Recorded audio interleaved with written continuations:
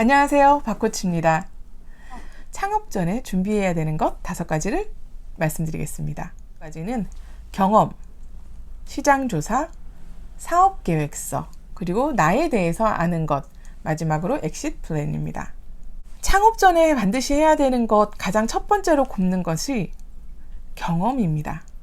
창업은 궁극적으로 어떤 하나의 회사를 경영을 하는 것을 꿈을 꾸고 있는 것일 수 있습니다. 근데 전쟁에 나갔을 때 저희가 그런 이야기들을 많이 하죠. 적을 알고 나를 알아야 이긴다.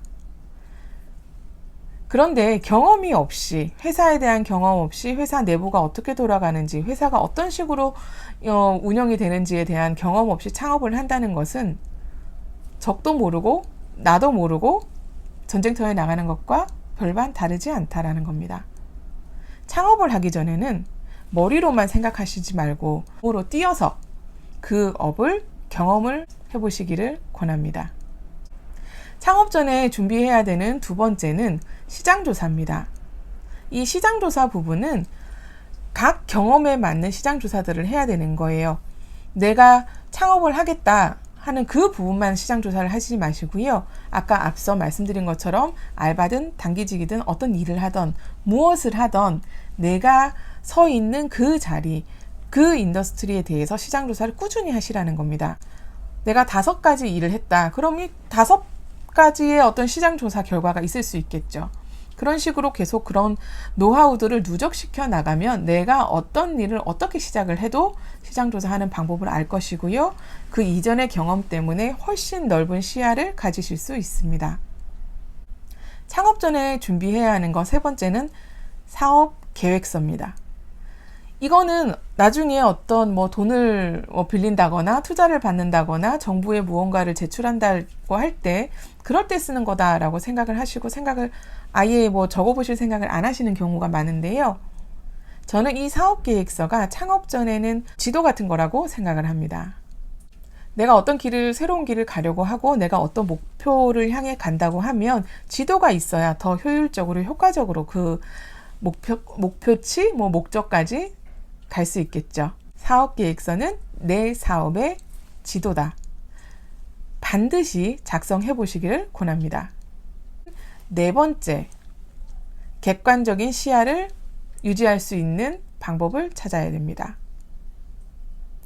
어떻게 보면 첫 번째 말씀드렸던 경험 부분, 그 나를 알고 상대를 알면 이길 수 있다와 이 맥을 같이 한다고 볼 수 있는데요. 내가 어떤 식으로 생각을 하고 그래서 그 시야의 폭이 어떻게 되는지, 그리고 내가 결정을 할 때 어떤 식으로 결정을 하는지, 이런 것들, 혹은 내 체력이나 혹은 멘탈이 흔들렸을 때 어떤 방식으로 회복을 하는지, 이런 패턴들을 사전에 미리 알아두면 창업을 하는 과정에서 훨씬 수월하게 가실 수 있습니다. 여기서 나에게 내가 갇힌 시야로 있지 않도록 제3의 어떤 눈을 제공해 줄 수 있는 나의 조언 그룹, 서포트 그룹을 구성해 두기를 권합니다. 창업 전 준비해야 되는 마지막 5번째는요. 마무리하고 중단하는 시점을 아는 것. 창업을 한 번에 성공할 거다라는 그런 기대를 가지지 마세요. 내가 이 일을 어디까지 해보고 마무리를 할 거다라는 그 시점을 정하세요. 내가 이 일을 1년 동안 이렇게 했는데 그 목표에 달성하지 못하면 나는 접겠다. 이런 생각을 하시라는 거죠.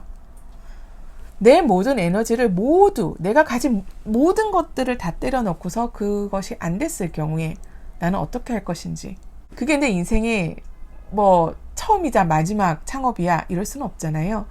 안 됐을 경우에는 이것을 가지고 또 내가 피드백의 어떤 한 부분으로 보면서 다음을 준비할 수 있겠죠. 이랬을 때 이 엑시트 플랜이라는 것은 내가 그만두는 시점 어떻게 볼 것인지, 그거를 어떤 식의 어떤 기준점을 잡을 것인지, 그리고 끝나고 났을 때, 마무리하고 났을 때 내가 어떻게 이것을 피드백으로 활용할 것인지, 마지막으로는 내가 회복을 하는 최대한 빨리 예전의 어떤 상황으로 돌아갈 수 있는 방법을 마련해 두는 것입니다.